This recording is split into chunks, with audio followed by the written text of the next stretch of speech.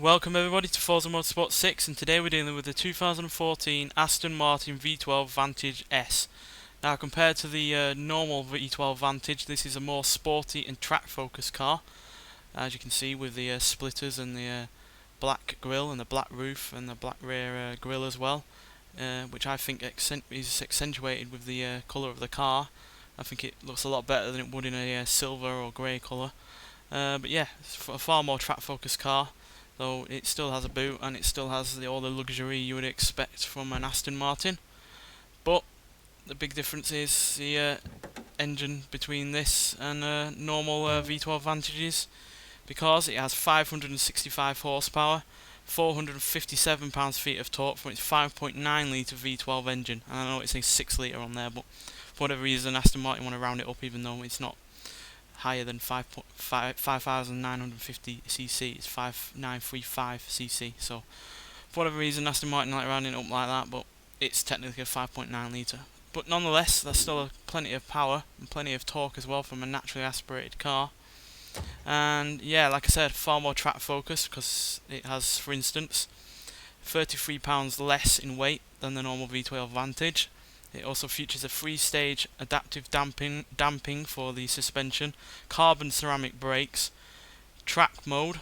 So yeah, that pretty much says it all, that it has a track mode on it. And it also has carbon fibre front grille, the black roof and rear grille that I was on about before, and it has lightweight forged alloy wheels. So yeah, like I said, far more track focused, but as you can see from inside, it's still got its luxury on it. Though there is carbon fibre on the centre console, on the doors, on either side. But yeah, still luxurious, and I love the fact that the stitching is the same colour as the car on the outside. I think that makes it look really, really nice. But yeah, like I said, this is a far more track focused car, so therefore we're going to have to take it out to the track to see what it's like. So we'll see you when we get there. Welcome everyone to Laguna Seca. We're going to take this car around on the first lap and talk through it on the second lap.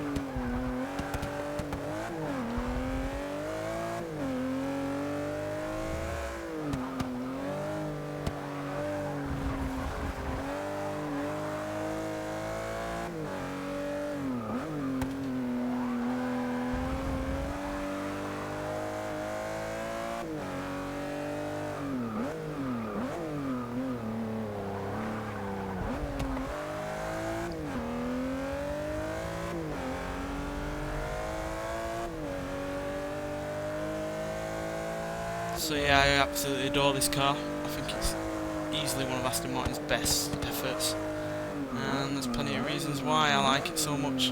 Firstly, I love the look of it, and yes, that's including the colour. So like I said before, I think it accentuates the black areas of the car and makes it look far more different to other Aston Martins, which quite frankly look a bit more restrained. They're beautiful, but restrained cars nonetheless. But yeah, also the performance is pretty damn good as well.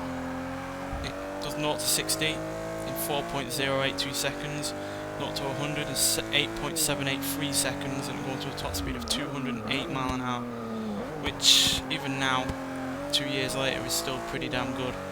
Obviously it's not as good as the likes of the competition from Ferrari or maybe even Porsche 911s, but I just think this has a bit more to it than them cars do. It might not be perfect, but its imperfections make it more of the car, quite frankly. So yeah, even though it is slightly slower than them kind of cars, I don't really care, quite frankly, because it also sounds bloody brilliant. I love the fact that it crackles and pops when you change down on the gear.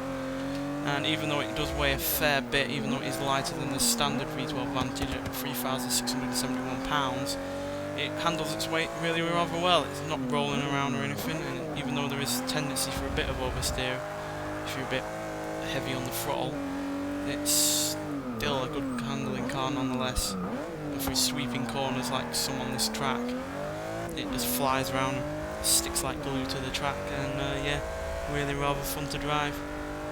I wholly recommend trying it out though, to see for yourself, because yeah, a favourite of mine nonetheless, even if other people don't see it as being all that good of a car. And yeah, certainly one of my favourites, it's certainly one of the best Aston have made. It's just a shame now that they're putting turbos on the V12s they're producing now, because yeah, granted they'll have more power and they'll be more efficient, but I don't personally think they'll sound as good or be as nice to drive, because turbos, if you're not in the right gear or you're not at the right RPM and you're a bit slack on them kind of areas, you don't really have the power, you don't have the kind of throttle response that you do from a naturally aspirated car. And yeah, I doubt they'll sound as good, though I'm yet to hear on, so maybe they do. Anyway, thanks for watching, and I'll see you in the next one.